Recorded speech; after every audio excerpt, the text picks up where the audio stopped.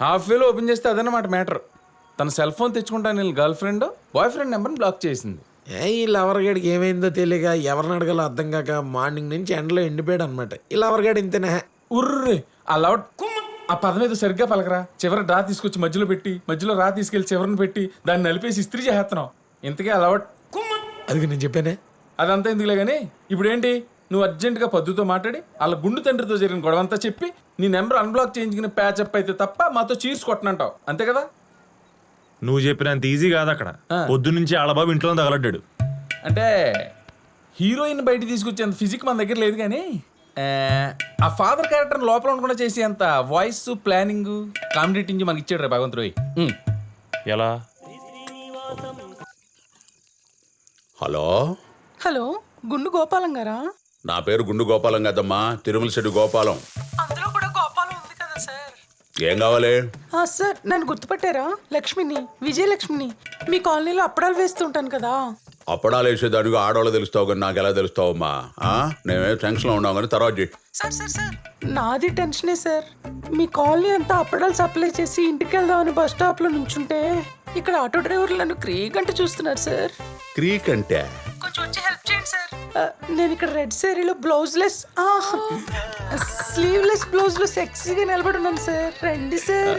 అయినా sleeveless jacket వేసుకుని silk చీర కట్టుకుని రాత్రి 9 గంటల దాకా నువ్వేం చేస్తున్నావు అక్కడ? అంటే అందంగా ఉండటం నా తప్ప సార్? రండి సార్, నేను మీకోసం లైన్లోనే ఉంటాను సార్. సరే లైన్లోనే ఉండు, వస్తున్నా. నువ్వు వెళ్ళరా, నీ పని అయిపోయింది.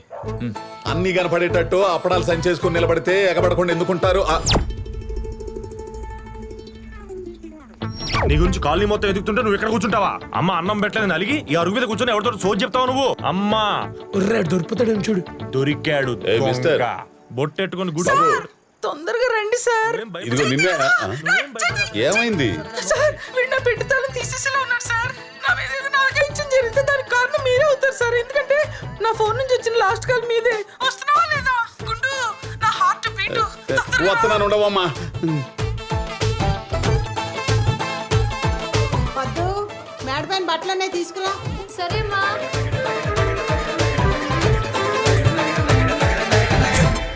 నువ్వేంటి ఇక్కడ? ఎంతసేపు వెయిట్ చేయాలి అక్కడ? పొద్దు నుంచి పిచ్చిన కొడుకులా తిరుగుతున్నాను. కాల్ చేస్తే ఫోన్ నెంబర్ బ్లాక్ చేస్తావా? సరే సరే తర్వాత మాట్లాడతా, నువ్వు వెళ్ళు. నేను వెళ్ళను, నువ్వు అర్జెంట్గా బయటికి రా. నాన్న ఉన్నారు. లేడు, నేనే బయటికి పంపించాను. ఇప్పుడు నువ్వు వస్తున్నా రావట్లేదా?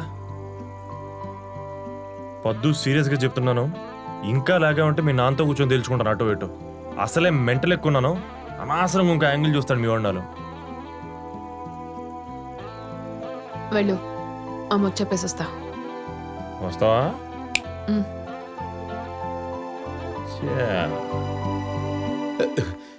ఏవమ్మా అప్పడాల విజయలక్ష్మి, ఎక్కడుండా? మీరు రావటం 10 నిమిషాలు లేట్ అయ్యేసరికి ఇక్కడ లేడీస్ సైకిల్ అద్దెకి తీసుకుని ఇంటికి వెళ్దాం అనుకుంటే అది పంచర్ అయిపోయింది సార్. దానికి పంచర్ వేయించుకుందాం తుమ్మ చెట్టు పక్కన ఉన్న పొదల్లోకి శ్యామలరావుని తీసుకొచ్చాను సార్. పంచర్ వేయించుకోవడానికి తుమ్మ పొదలో పోయావంటే ఇదేదో దెబ్బ అయిపోయే వారంలాగా ఉందే. అబ్బా శ్యామలరావు సార్, వీడు కూడా నా మీద చేసేస్తున్నాడు సార్. వేసేసాడా ఇంజెక్షన్? శ్యామలరావు సుందరరావు అని పొదల్లో పోతే ఇట్టానే ఉంటదమ్మా వ్యవహారం. ఏం ఆడోళ్ళమ్మా మీరు, పైకి భయపెడుతున్నట్టుంటారు, లటుక్కుని దొరికిపోతారు. నేను వచ్చేదాకా ఆగమను, లేకపోతే పొడుము అయిపోతావు. ఏ పొదల్లో ఉండా? రే శ్యామలరావు దొంకుక్క, నీకు నా టక్కులు వచ్చిన తర్వాత టక్కు టమర వాయిస్తాడు రా. ఎక్కడున్నావమ్మా అప్పడం? సార్ రండి సార్. ఎక్కడా? ఓ నీ అబ్బడాలా, ఇక్కడేదో పెద్ద మెడికల్ క్యాంప్ రన్ అవుతున్నట్టుందా? ఏవమ్మా అప్పడాల విజయలక్ష్మి, ఎక్కడా?